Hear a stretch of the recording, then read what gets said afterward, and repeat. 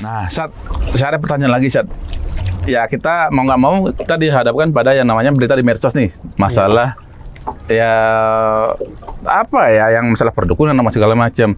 Di satu sisi ingin ngebongkar praktek-praktek perdukunan seperti ini, bahwa itu trik segala macam. Satu sisi lagi ada yang akhirnya mempercayai nggak ada yang namanya sihir, sedangkan kita ketahui bahwa Rasulullah itu pernah terkena sihir. Nah, itu dari sisi pandangan syariat itu gimana, Ustaz, menyikapi pandangan yang seperti itu, yang nggak percaya sihir akhirnya gitu, Ustaz? Seluruh ulama Ahlussunnah wal Jamaah meyakini adanya sihir. Kenapa? Karena adanya sihir ini disebutkan oleh Allah dalam Al-Quran, yaitu surat Al-Baqarah ayat 102. Maka orang yang mengingkari sihir berarti dia mengingkari Al-Quran. Mengingkari sihir, mengingkari Al-Quran. Iya. Karena Al-Quran yang memberitakan saja. Memberitakan.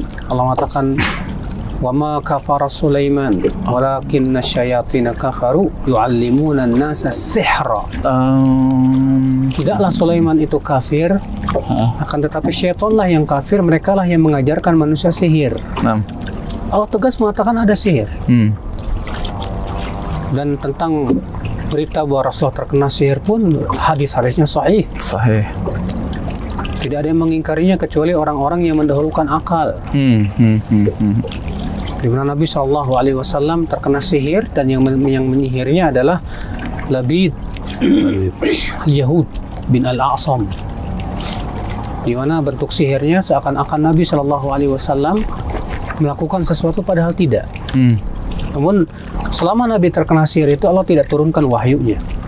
Selama Nabi kena sihir nggak ada wahyu. Nggak ada wahyu. Sampai akhirnya Allah Subhanahu Wa Taala mengirimkan dua malaikat, yang satu duduk di kepala Rasulullah dan yang satu duduk di kaki Rasulullah SAW. Kemudian yang satu berkata, "Malir rajul, kenapa orang ini?" Yang satu berkata, "Tubba, dia terkena sihir." "Mamtabba, siapa yang menyihirnya?" Qala Labid bin Al-A'sam Al-Yahud. "Bima tabba, dengan apa dia menyihir?" "Bil mushti wal musyafah, dengan rambut yang jatuh." Rambut yang jatuh. Itu medianya untuk menyihir orang saja. Iya. Kemudian di mana diletakkan buhulnya? Di sebuah sumur. Saya lupa namanya sumur itu. Kemudian Rasulullah SAW mengirimkan beberapa sahabat untuk kemudian mengambil buhul tersebut. Lalu Allah turunkan Qul a'udzu birabbil falaq dan Qul a'udzu birabbin nas. Dan tidaklah dibacakan satu ayat pun kecuali terputuslah buhul itu. Sehingga akhirnya Rasulullah pun sembuh sama sekali. Nah, ini semua dalil-dalil dan hujah yang sangat kuat. Bahkan ini sudah menjadi ijma' Ahlussunnah wal Jamaah seluruhnya. Tidak ada para sahabat yang mengingkari adanya sihir. Iya.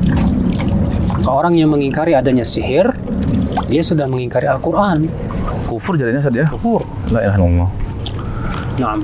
Nah, saat ini kan selain sihir ada juga dukun. Ada nggak perbedaan atau persamaan sihir dengan dukun, Ustaz? Sihir itu perbuatan, dukun itu pelaku. Jadi yang melakukan sihir siapa? Dukun. Dan dukun bekerja sama dengan para jin. Setan-setan gitu, Ustaz, ya? Syayatin itu. Nah, kalau misalnya ada orang yang seakan-akan ingin membuktikan akan kebohongan para dukun, kita katakan memang betul dukun bohong. Tapi bukan berarti kita mengingkari adanya sihir. Karena sihir itu hak. Sihir itu ditetapkan oleh Allah dalam Al-Quran ada. Dan dalam hadis Nabi SAW, dan ini ijma' para ulama. Dan mungkin ada pun orang yang mengingkari ada seperti itu, berarti dia harus dipertanyakan lagi keislamannya, Ustaz, ya? Itu wajib bertaubat. Ingin ikan, tapi pada akhirnya jatuh ke kufuran yang lain, Ustaz, ya? Betul. Bahaya. Allah musta'an. Nasihat antum terakhir, Ustaz, bagi yang seperti itu gimana, Ustaz? Nasihat saya adalah cukupkan dengan Al-Quran dan hadis. Allah, ya, pencipta langit dan bumi lebih tahu dari kita.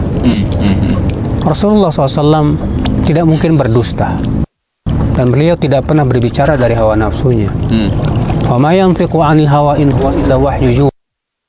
Tidaklah Muhammad SAW berbicara dari hawa nafsunya, akan tetapi wahyu yang diwahyukan kepadanya. Dan tidak mungkin kesepakatan pola ulama itu salah.